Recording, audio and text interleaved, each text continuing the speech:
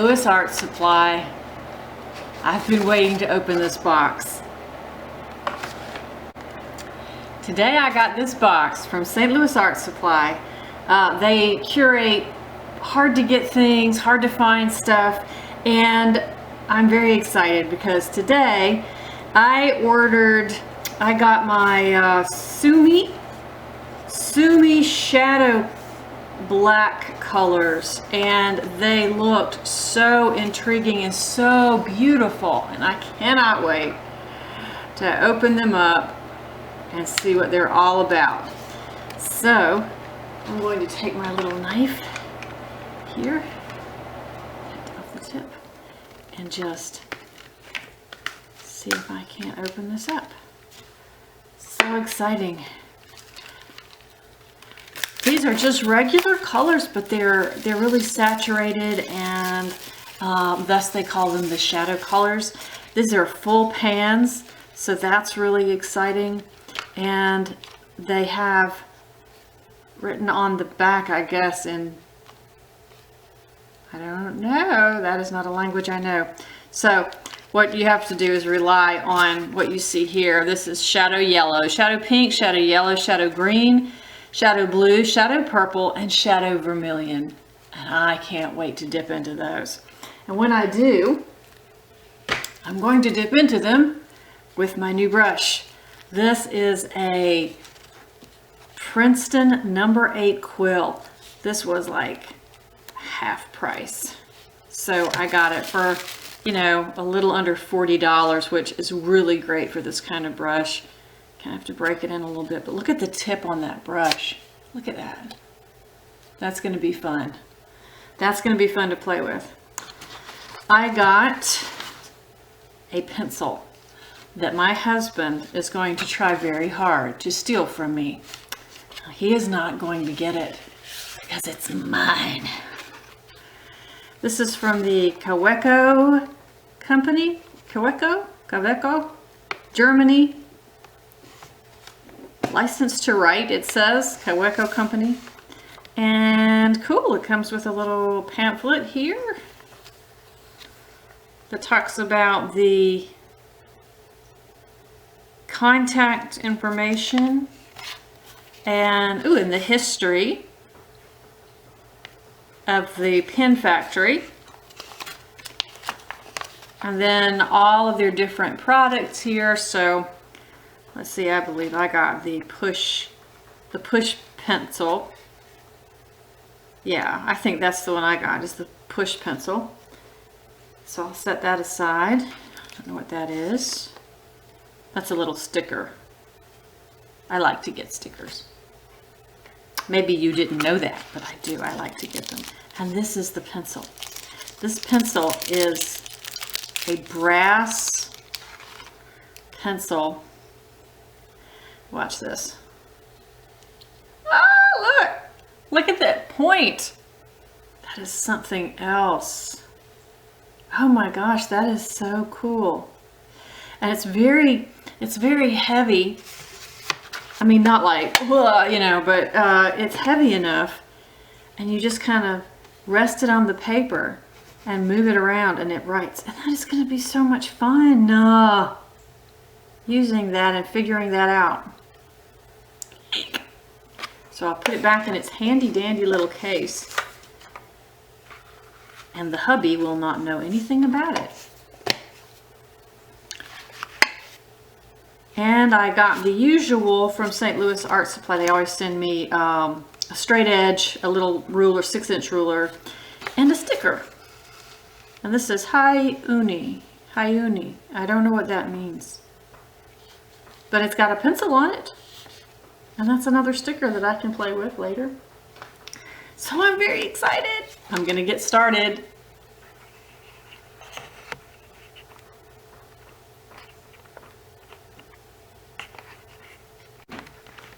So I'm going to start by swatching out my colors. I just want to see what I have here. I'm going to use my new humongous quill brush, humongous number 8 quill. And that's what I'm going to use for the whole of this thing. So, shadow pink. Let's go in and see what that looks like. more water on that. Shadow pink. Bring this down a bit so you can see. Ooh, look at that. Oh my gosh. Look at that color. Is that not gorgeous? And just swatch it down a little bit, maybe a little bit of a lighter color down at the bottom. It will come up.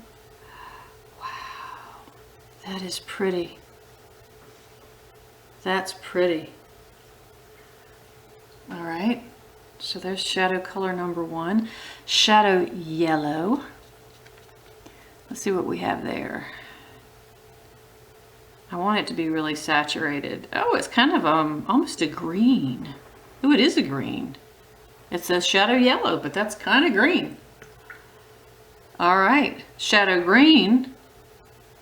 Then, see, I'm always glad to have that because greens are so hard. Listen, they really are. If you've never tried to mix a green before, it's difficult. Wow, and those colors really stay in the brush too. Maybe that's the nature of the brush. Here's shadow green. Ooh, look at that one.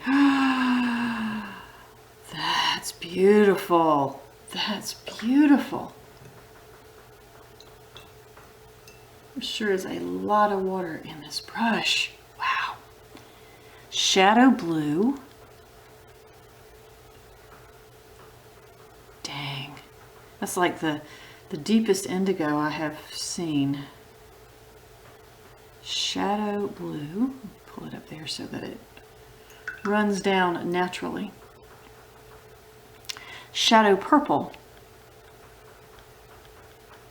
Let's see about this. From Sumi. That's a company that I had not heard of before I saw them on the St. Louis website. And by the way, St. Louis is not a, if I didn't say this before, St. Louis is not a sponsor of this channel. I just like their stuff. So, shout out to St. Louis Art Supplies. And then Shadow Vermilion. Vermilion's kind of an orangey red, so let's see what happens. Okay, well that's actually one of the brighter colors on here. That's pretty bright, isn't it? That's almost like the pink. That's almost like a bright pink. This is the pink, but that's almost, you know, in its lightest colors, it's kind of like a, I don't know, burnt sienna, almost. So I want to see how these things work together. And earlier I did this painting of a tree. I was trying, I mean, it's not a great painting, to be honest with you, this painting of a tree. And I was trying to do it with my regular paints to see how it would compare, because I wanted to get some really deep saturated colors in that tree. And I failed to do so with my regular paints because it is hard to get a really deep saturated color. So I am going to try it again down here, and let's see if I can get what I'm looking for.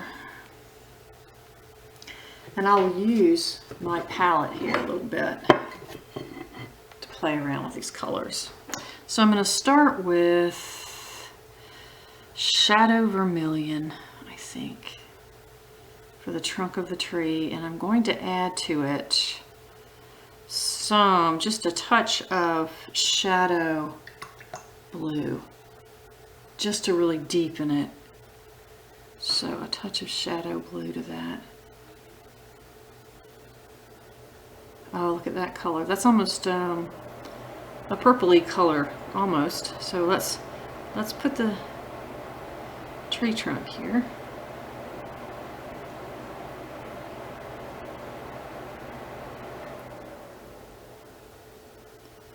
This is not fabulous paper, but it's not terrible either. So I'm going to pull up here and up this way and over that way. Okay.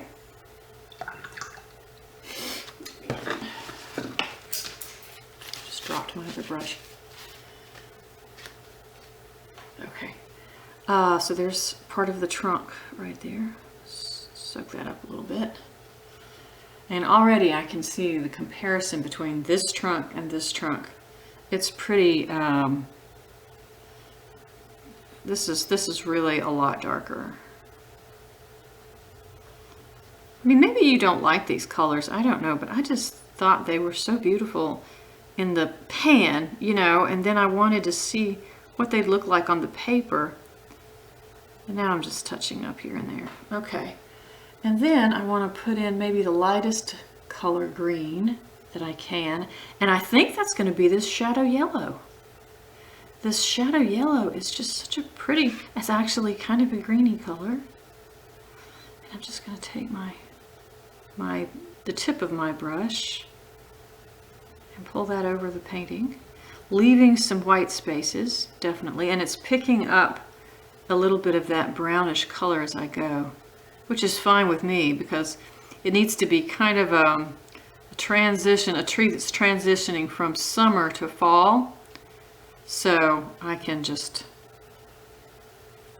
you can see how it's kind of becoming more of a yellow over here. Oh wow, look at that. Just, I barely touched that paint and it really got dark.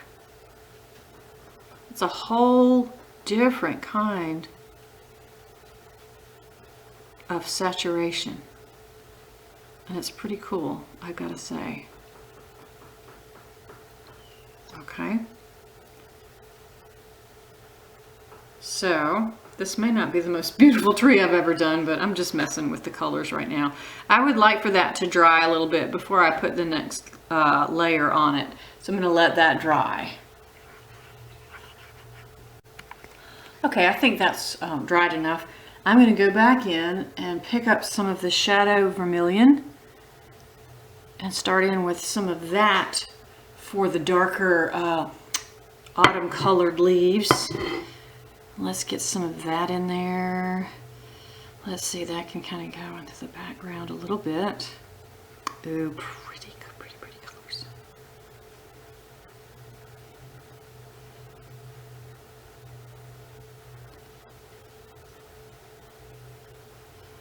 And maybe some of it is up here where the sun might hit it. All right, what do you think of that? That looks pretty good. I mean, this is not the most beautiful tree in the world, but you know, it looks pretty interesting. And I think this brush has a lot to do with it too. This brush can really come to a very fine point.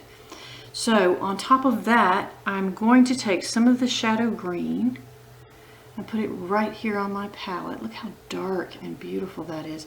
But I kind of think this shadow green needs maybe a little bit of the yellow in it because it's got a lot of blue, to be honest. It's kind of a blue color there, and I want to put just a little of the yellow in with it.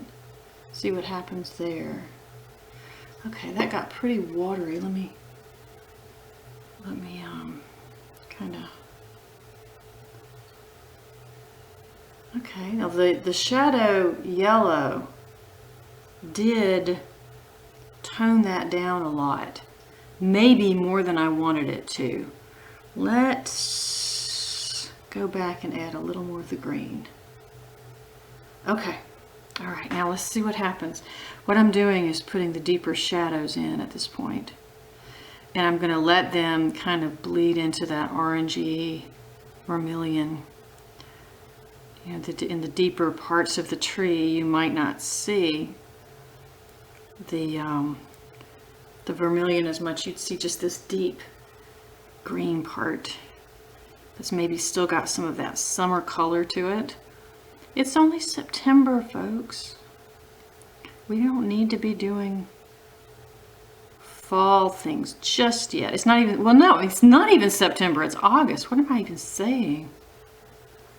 This is what time does to me now. This goes all over the place. Okay, so that's kind of a weird looking little tree. But you know what? I like it. And I think I'm just going to swoosh some ground underneath it, and maybe a little bit of color there. How about that? Here's the difference, okay, between this tree and actually while I was gone, while I was letting this dry, I came back and played a little bit with the original tree and tried to put some darker colors in it. But look at how muddy, and you know, I have a hard time getting colors to be dark enough. So this was exciting for me. And if you will look at the difference, dang, that's a big difference. I can see here it needs a little kick of vermilion right there. You know, it does. Needs just a little kick right there. These shadow colors. That is pretty. I really like these colors, and I like them together, and I think they're beautiful. I can do maybe some of the shadow pink. I know that's a little bit weird, but I'm gonna put some of the shadow pink right up in here. Let it come down the side of the tree. It's this shadowy color. And you know what, that works. It kind of blends in with the other colors there, the vermilion, and the kind of blends in. So there we have it. That is my very first painting, such as it is, with these new shadow colors. And I think I'm going to be using these for a while. Mess around for a minute. Loving the brush. Yeah, loving that brush. That's a nice brush. It's a quill, number 8 quill. It's important for me to tell you the number because I was a little bit confused about how big that would be. Number 8 quill, Princeton Neptune, which is a very good brush. And I also cannot wait to start drawing with this pencil. That is going to be so much fun. Hope you'll join me next time. Please click like and subscribe.